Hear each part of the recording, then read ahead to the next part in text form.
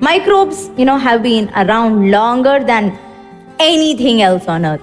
Longer than you can actually think of, longer than all of us, longer than even dinosaurs who are, extinct and then they lived long time back. Microbes were the first ones to set foot on planet Earth, much before we did. That's around 3.5 billion years ago. We came in just 100,000 years ago. And now, get ready for some news, big news. Your great-grandparent, my great-grandparent, this tree's great-grandparent, all point to one ancestor, a microorganism called Archaea. Archaea was the grandparent of us all. Find it hard to believe? Let me tell you a small story of how the Earth came into existence. Around 4.5 billion years ago, Earth was formed from the Big Bang, but the temperature and climate on Earth was just too harsh, just too volatile for any kind of life to be possible. So the question was, how did it happen? The surface of Earth has cooled a lot since then. And now, if you still take a trip to the center of the Earth, you will see a boiling reminder of the history of the Earth as it first was. Volcanic, bubbling, high temperatures that can melt a body in seconds.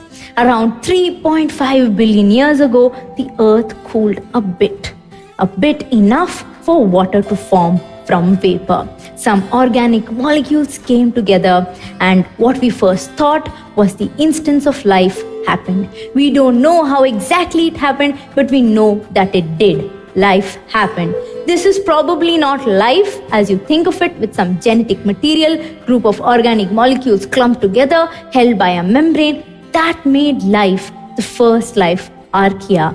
Archaea is found even today in some of the Earth's most volatile places like hydrothermal vents, hot geysers, oil wells.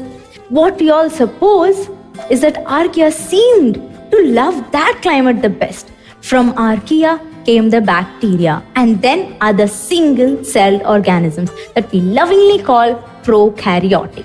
Prokaryotic because prokaryote means before nucleus. And these single-celled organisms were so primitive that they did not have a nucleus.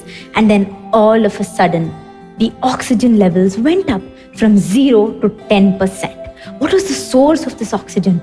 It was a brand new prokaryote, cyanobacteria, which had actually figured out how to make its own food through a magical process called something similar to photosynthesis. So more cyanobacteria were hanging out, more levels of oxygen were there. So from 3.5 billion years to 2.1 billion years ago, these prokaryotes ruled the Earth. They were alone on the Earth. And then suddenly a special cell called a eukaryote was formed. And eukaryotes are a big deal because they include you, they include me, as well as other plants and animals. They include life as we think of it today. There are so many theories of how these eukaryotes came into existence, but one which seemed the most convincing is that when one prokaryote ate another one and then just forgot to digest it, it stayed there. And then they together became a single cell. They each replicated, gave rise to special parts inside which we actually have the cell organelles today. This allowed for so much complexity that slowly we started seeing multicellular organisms, that is, organisms with multiple cells in their body. Life started evolving. We had algae, and then we had a lot of organisms that were in the water because the Earth was majorly water. And then suddenly there was this huge explosion in terms of sudden new types of organisms, and then the waters were suddenly filled with a large, diverse set of creatures. It was like someone had waved the magic wand over the seas, and suddenly the sea was diverse like never before. This was called the Cambrian explosion, and that's where we started to get most of the animals and plants that we hang out with even today. The water then started getting too crowded. The fishes became tetrapods. That is, they shed their gills for lungs, their fins for limbs, and then they conquered the land. It was taken over by life, frogs, lizards, dinosaurs. From dinosaurs came the birds and the mammals.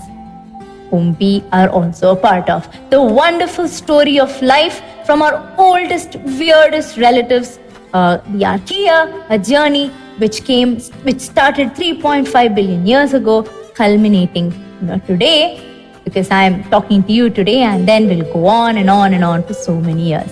So, if you imagine Earth began as a single day, microbes appeared at 5 a.m., dinosaurs appeared at 10 p.m., and human beings appeared seconds before midnight.